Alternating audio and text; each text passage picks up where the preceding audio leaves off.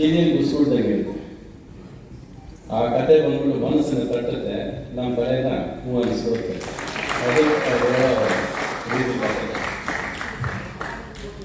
ನಿಮಗೆಲ್ಲ ಇದು ಜೂನಿಯರ್, ಆದರೆ ನನಗೆ ಮಾತ್ರ ಇದು ಮೈ ಜೂನಿಯರ್.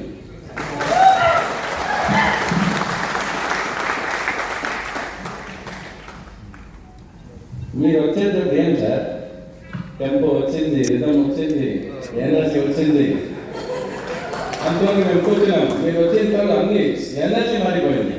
అదే కదా తేజస్వి ప్రసాద్ అయితే. యువర్ లాంగ్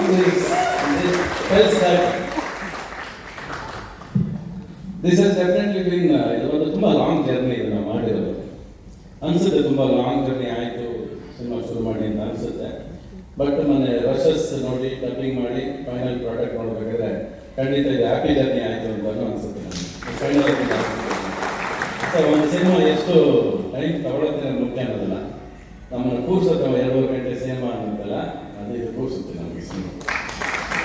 ಅವರು ರಾಧಾಕೃಷ್ಣ ಹೇಳಿದಂಗೆ ನಮ್ಮ ಎಲ್ಲ ಪ್ರತಿಯೊಬ್ಬರು, ನಮ್ಮ ಸಂಜಯ್ ಕುಮಾರ್ ಅವರಿರ್ಬೋದು, ದೇವಿಶ್ರೀ ಪ್ರಸಾದ್ ಇರ್ಬೋದು, ಸಾಯಿ ನಮ್ಮ ಪ್ರೊಡ್ಯೂಸರ್ ಇರ್ಬೋದು, ಪ್ರತಿ ಹುಡುಗರಿದ್ದು ಕಿರೀಟಿನ ಗೆಲ್ಲಿಸ್ಬೇಕು. ಅದು ಮನಸ್ಫೂರ್ತಿ. ಆ ಹುಡುಗ ಆಸೆ ಪಡ್ತಾನೆ, ಕನಸಿದೆ. ಎಲ್ಲಕ್ಕಿಂತ ಈ ಕತೆ ಆರಿಸ್ಕೊಳ್ಳೋದಕ್ಕೆ ಒಂದು ಧೈರ್ಯ ಬೇಕು, ಅದಿದೆ. ತಾನು ಆ್ಯಕ್ಷನ್ ಪಿಕ್ಚರ್ ಮಾಡಬೇಕು, ಇಡೀ ಸಿನಿಮಾ ನಾನೇ ಕಾಣಿಸ್ಕೋಬೇಕು ಅನ್ನೋದು ಮಾಡೋ ಕೆಪಾಸಿಟಿ ಇತ್ತು ಆ ಹುಡುಗನಿಗೆ. But he never selected a script like that.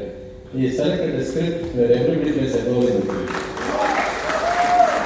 ತಾನು ಹೀರೋ ಆಗಬೇಕು, but through characters, through making ನಾನು ಹೀರೋ ಆಗಬೇಕು. ನಾನೊಂದು ಮೆರೆಯೋದಲ್ಲ ಸಿನಿಮಾ, ನನಗೆ ಮೆರೆಸ್ಬೇಕು ಅಂತ ಬಂದಲ್ಲ, ಅದು ತುಂಬ ಇಂಪಾರ್ಟೆಂಟ್. ತುಂಬ ರೇರ್ ಈಗಿನ ಕಾಲದಲ್ಲಿ ಹೊಸಬರು ಈ ಥರ ಸ್ಕ್ರಿಪ್ಟ್ನ ಆಯ್ಕೆ ಮಾಡ್ತಾರೆ.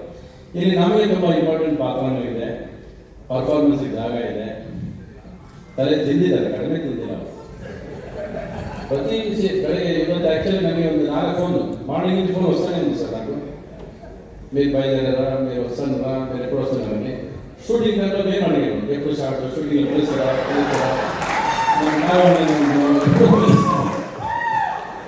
ఇది ఇప్పుడు మాకు టైం కలిగింది, మా క్లాస్ చేసుకుంటాను. ತುಂಬ ಇಂಪಾರ್ಟೆನ್ಸ್ ಇದೆ. ಸಾಯಿ ಬಂದು ಸಿನಿಮಾ ಸೈನ್ ಮಾಡಬೇಕಾದ್ರೆ 15 days ಚಾರ್ಜ್ ಆಗಿದೆ.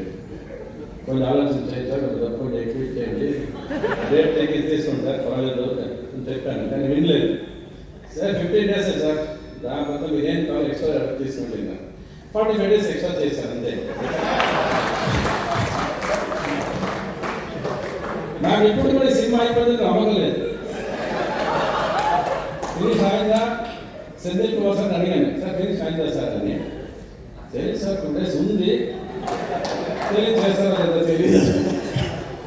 So that is away this film for perfection, for good things on screen. ಚೆನ್ನಾಗಿ ಆಗಬೇಕು ಅನ್ನೋದಕ್ಕೆ ಎವ್ರಿಬಡಿ ಎಕ್ಸ್ಪೆಕ್ಟ್.